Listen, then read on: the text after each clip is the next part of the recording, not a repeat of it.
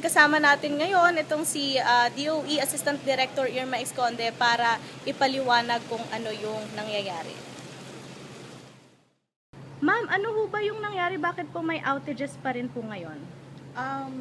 Ang ating condition ngayon sa lahat ng grids ay normal, pero may mga isolated areas tayo ngayon na may mga quick interruptions, pero ito ay immediately nare-restore naman. At sa ngayon, ang natitira na lang is yung sa Dasmariñas area. May isang percent lang na apektado nung tripping na yon sa Dasmariñas na dahil sa heavy rains. But Meralco is quickly responding on it.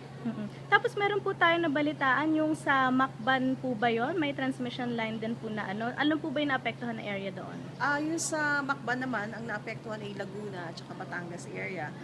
But as of this morning, na-restore na rin yon. So as of now, wala na tayong problema dun sa Macban area na transmission.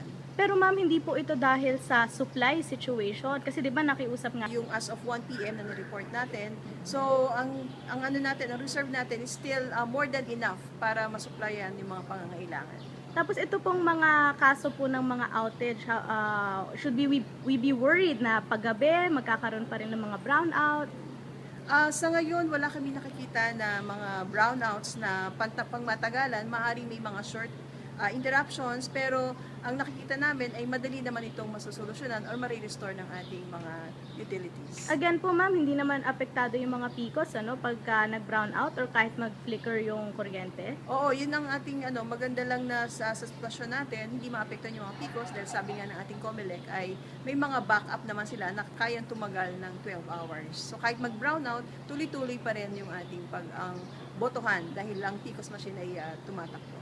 Thank you ma'am. Yeah. Or mag-delayed sila.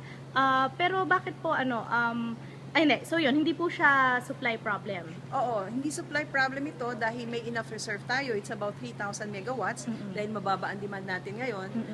Pero dahil we would like to make sure na wala tayong major interruption similar to May 8, yung mga malls last Friday at pati mga ibang establishments ay nag-apila tayo na mag-conserve din or yung operation nila ng kanilang malls ay ma-shorten. So it's 12 noon up to 9 p.m.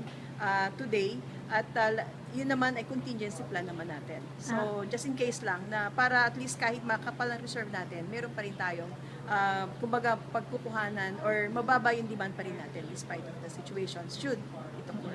So, kamusta po ba ang outlook for this evening? Lalakas po ba ang demand, hihina, or paano po magiging power situation natin? Sa ngayon, sa ating forecast as of 7 p.m., konting increase na lang as of yung as of 1 p.m. na report natin. So, ang reserve natin is still more than enough para masupplyan yung mga pangangailangan. Tapos ito pong mga kaso po ng mga outage, should we be worried na paggabi magkakaroon pa rin ng mga brownout?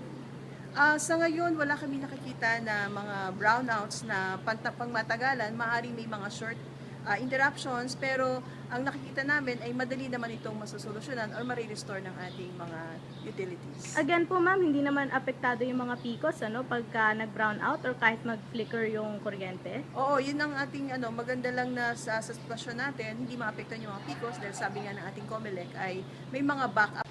Okay, Lourdes and Sean, yun na yung pinakahuling update natin dito sa National Grid Corporation of the Philippines. Ako si Michelle Orosa Ople, handa na para sa Pagbabago 2013.